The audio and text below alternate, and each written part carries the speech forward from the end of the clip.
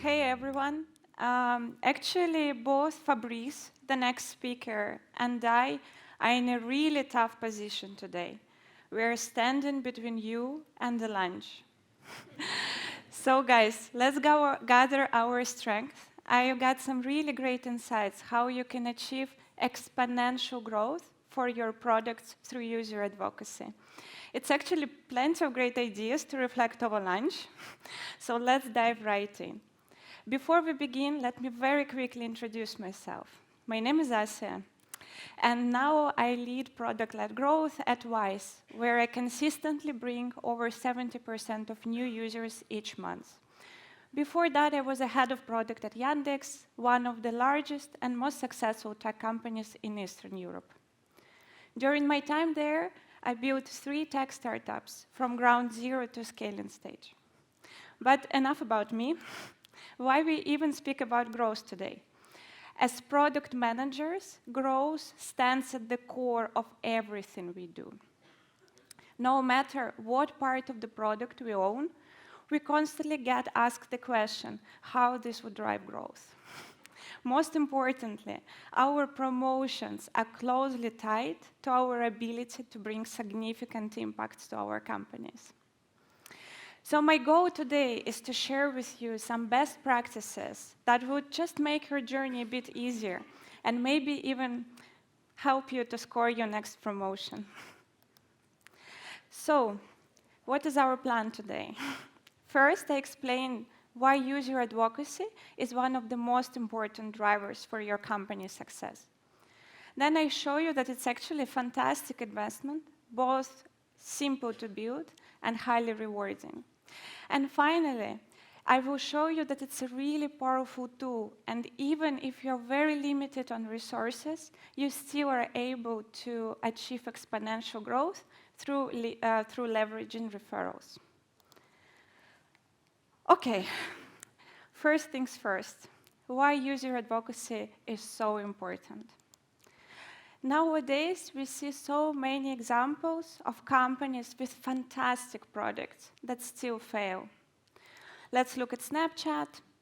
They had a really great product. They nailed their positioning, but they still lost in a growth war to Instagram. Or let's look at Facebook. They had a solid product. They were growing really fast, but they dominated the market and become a giant we all know they are today, only when growth team started to work there. So what's the lesson? In today's highly competitive landscape, having just a good product isn't enough. You need to have a really smart growth strategy, otherwise you may struggle to keep up in the long run. So in this highly competitive landscape, what most companies do? Many of them start to heavily rely on paid marketing. Just simply keep up with the competitors and show growth to investors. But here's this thing. Cost of acquisitions are higher and higher every day. So for you to acquire the same number of customers, you would need to pay more and more. Budgets aren't infinite, and soon you may end up spending all of it on growth without investing in anything else. You basically would start to spend time, like these guys on a GIF, just throwing tons of money into the fire just to simply show growth. So let's avoid making mistakes like that. And let's start with an example. Wise, it's a company where I'm responsible for growth. Wise revolutionized how people were transferred money between countries. Before Wise, it was a truly awful experience. It was expensive, not transparent, it would take days, sometimes weeks. So Wise built its own infrastructure to make money transfers almost instant, much cheaper, very transparent. We simply gave customers 10x experience of what they ever had before. Honestly, in years of my experience, I never seen a company that nailed their product market fit as well as Wise did. Customers were absolutely obsessed with us. Our NPS and Trustpilot ratings were through the roof. We were growing really fast. But here's the thing, success attracts competition. And soon other providers entered the market. You can see from the graph that while we were growing exponentially, they were growing as fast, constantly challenging us for a #1 spot. We very quickly realized that having just a great product isn't enough, and we need a really good growth strategy to survive. So what ultimately saved us was user advocacy. Just in 2023, we acquired 4.5 million customers. 3 million of them came through user advocacy. What does it mean? It means that 2/3 of our growth were driven by user advocacy, customers recommending our product to others. Why that was the reason behind our success? We started to acquire 2/3 of our customers almost for free, significantly reducing acquisition costs, reinvesting all this money into making our products even better, and as a result, gaining even better competitive advantage. So to sum it all up, in today's highly competitive landscape, even the best products are doomed to fail if they grow without user advocacy. Okay, now you probably all will be thinking, okay, paid marketing is not the only thing how you can drive growth. And you're actually right. There is other things you can do. Let's look at them. It's 3 main pillars of driving growth. Paid marketing, we covered it. Then comes new products. It's when you expand your product offering, covering more needs of your customers, upselling them to more features, driving more revenue at the end. Or market expansion is when you enter new countries or new regions, as a result gaining access to larger customer base, earning more revenue. But let's think for a bit. What if instead of first investing into paid marketing, first you start to invest into growing through user advocacy, enabling your happy customers to recommend your product? How that would impact your growth? Let's come back to our example, Wise. What we did first, we invested into supporting our customers to recommend our product. We started to grow really fast. We started to acquire most of our customers for free. We reinvested all this money into making our products even greater. What does it mean? Soon we were offering not only money transfers, but travel cards, multi-currency accounts, supporting businesses. With user advocacy driving growth, that multiplied our revenue. And what we did, we invested it into new markets. We started just with a few. Now Wise offers services in 160 countries. Of course, we still do paid marketing. I'm not telling you that you should avoid it completely. But now, when we acquire one customer through paid marketing, this one customer brings us others through recommendations. Customers we didn't directly pay to acquire. So here's the catch. User advocacy multiplies the effect of any other growth initiative that you have in place. Let's sum it all up. Relying solely on marketing-driven growth adds up risks of failure in the long run. True long-term success would come through user advocacy. It not only allows you to save money on acquisition costs, but also multiplies the growth effects of any other initiative you would have in place. Okay, so by now we understand that user advocacy is important. But how we can also grow it? And I will show you that it's a really fantastic investment. It's really easy to build, but it's really highly rewarding. So most of the companies avoid to invest in user advocacy because it's kind of perceived as dark matter of growth. So what is the user advocacy? Is when your customers actively promote your product to others.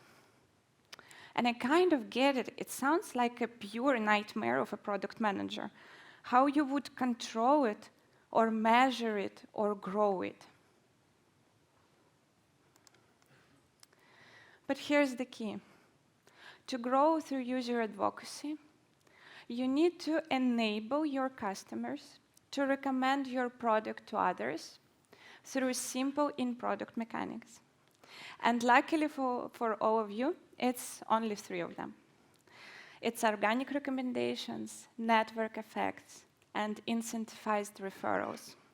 Let's go one by one through each of them, and I would explain to you how you may implement it in your products. First one, organic recommendations. It's when your customers notify others about your product simply by using it. For example, Spotify.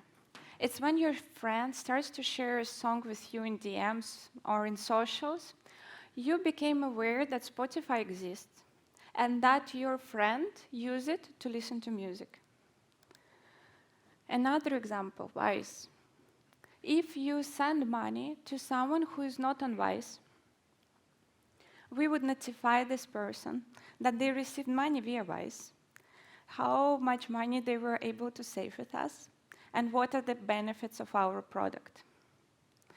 So through these organic recommendations, your customers become, people around your customers become aware that your product exists and that their closed ones you prefer it to use, without you actually spending any money on marketing. The next one is network effects.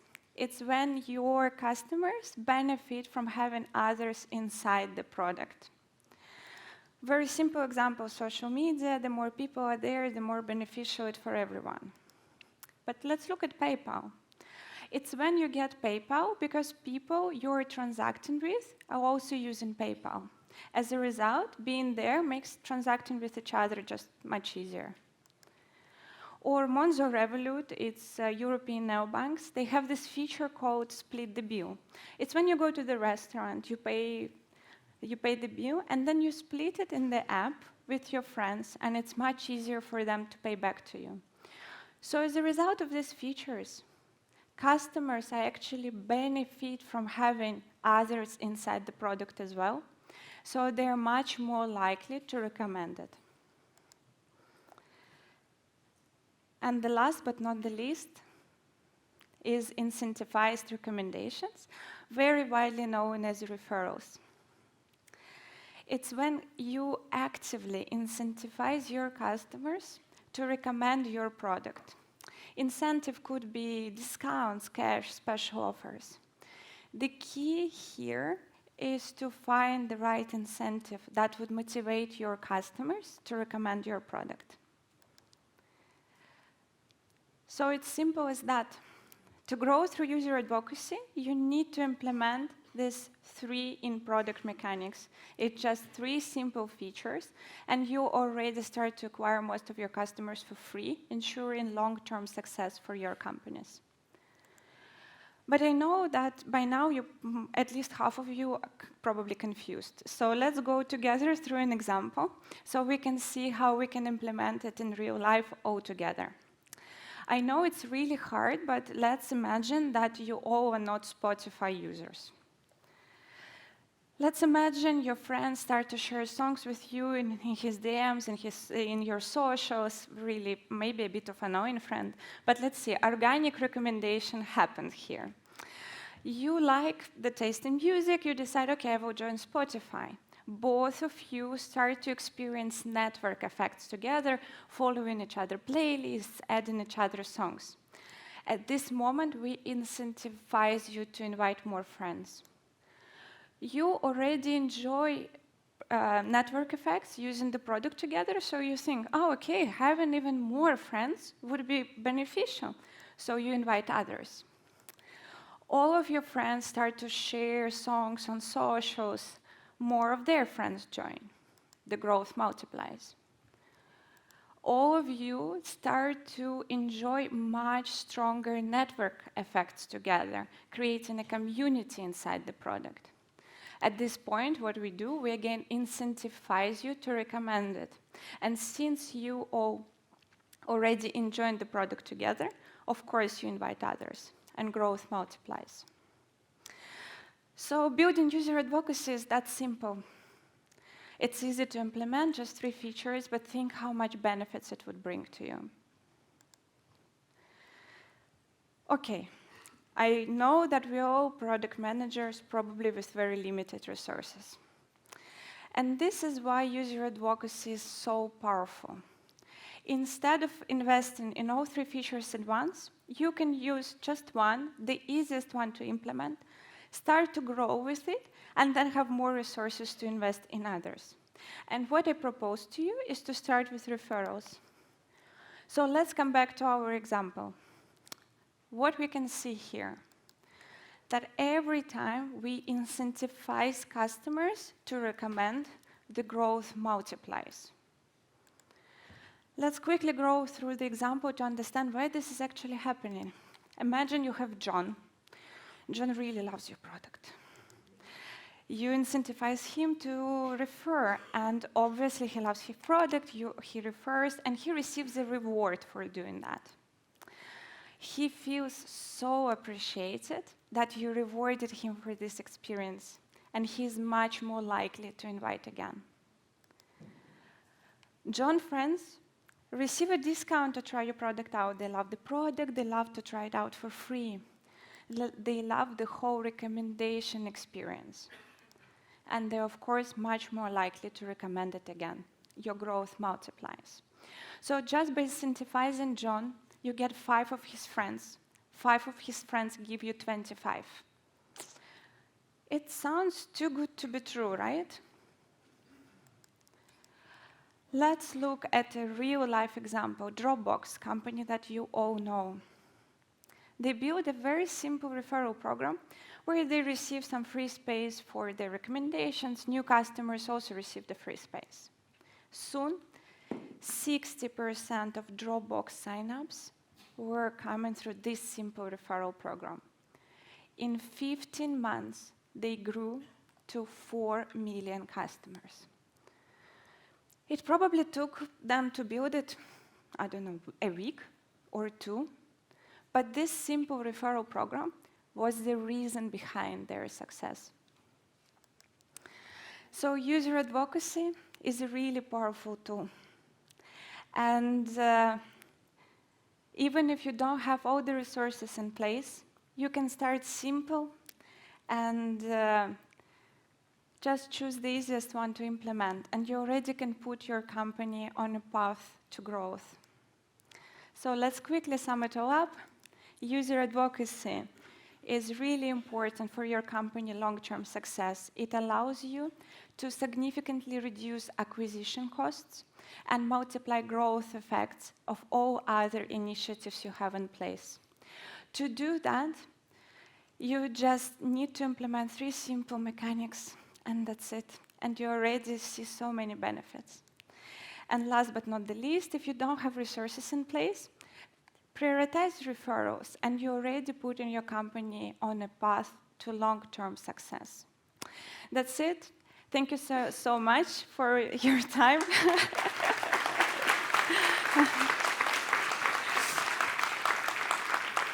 So just a small note, I'm sharing a lot of insights about growth, and I'm really passionate about it. So please don't hesitate to reach out, come chat with me in the hall, ask questions, and I'm really keen to know what worked for you, what didn't. So have a great time.